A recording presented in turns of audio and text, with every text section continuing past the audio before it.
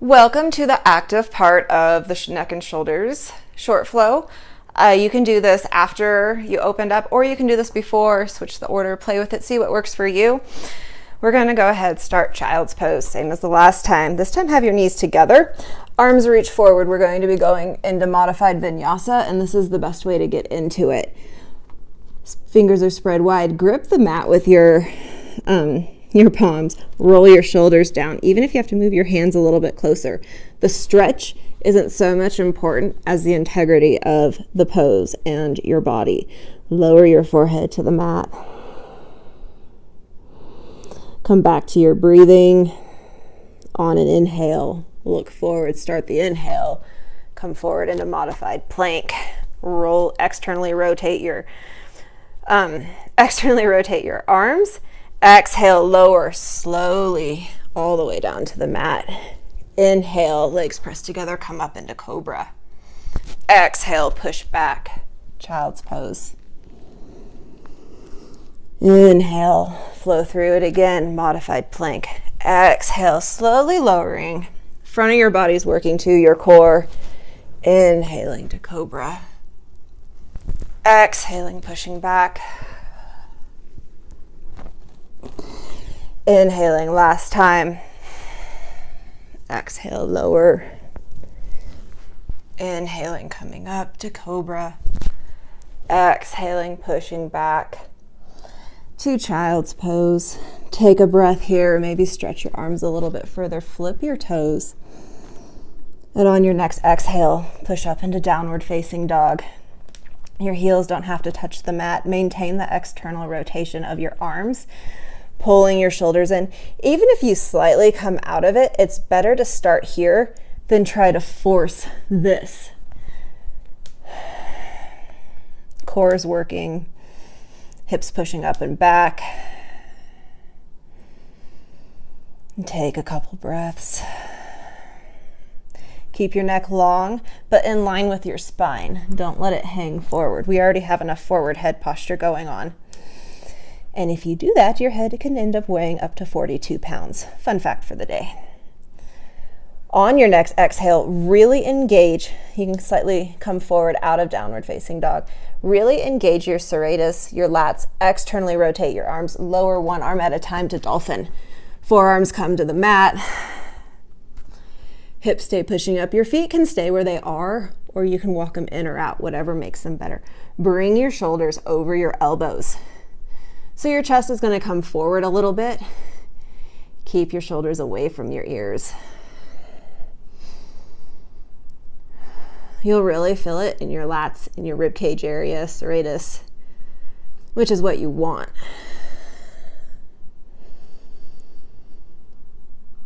And then exhaling, walking your feet back to plank, forearm plank. Hold here. Really feel your rib cage like almost sink, and your shoulders open and your chest come forward. And then exhale, come up to full plank. Same thing, find the same alignment. Try to keep your body in a diagonal straight line. You're up and active on the balls of your feet.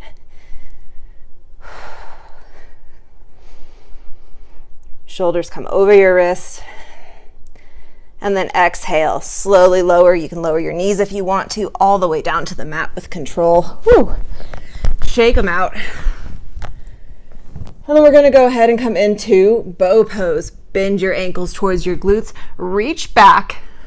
Your knees can come slightly apart.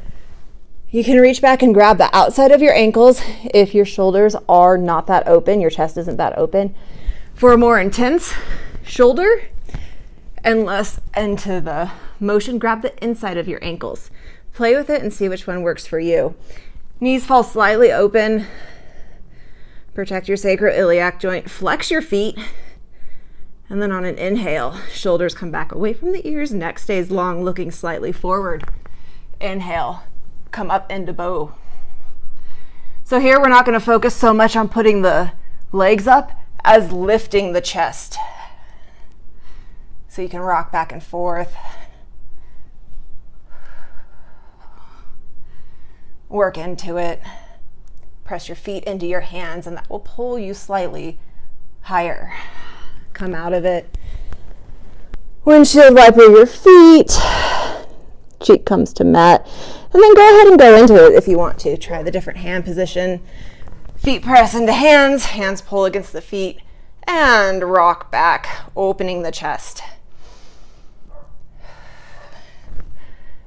Pushing feet into hands. Core is engaged. Glutes are working. And lower other cheek to the mat. Windshield wiper your feet. And then push back into child's pose. Knees wide if that's comfortable for you. And really stretch out your hands this time. Pack your shoulders, scapula down. Maybe tinch your fingers. And let your chest just kind of hang.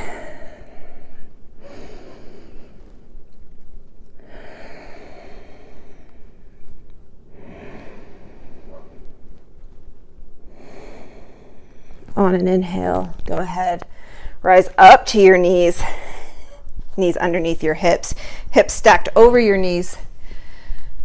And we're going to come into camel pose. So, toes can be flipped. They can be flat on the mat, whatever. For this one, because we're not working so much into the back bend, we're working more the upper thoracic spine. You're going to go ahead and start with your hands on your low back. Fingers can be pointing down towards your sacrum, or they can be pointing up, whatever is more comfortable for you. Thumbs together.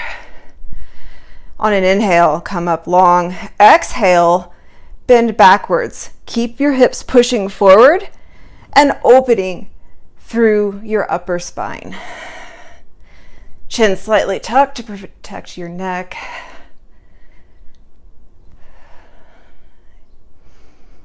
On each exhale, try to roll your shoulders back just a little bit more. If this feels good, go ahead, reach down for your heels. Push your chest up, hips forward over your knees. Let your head sink down a little bit.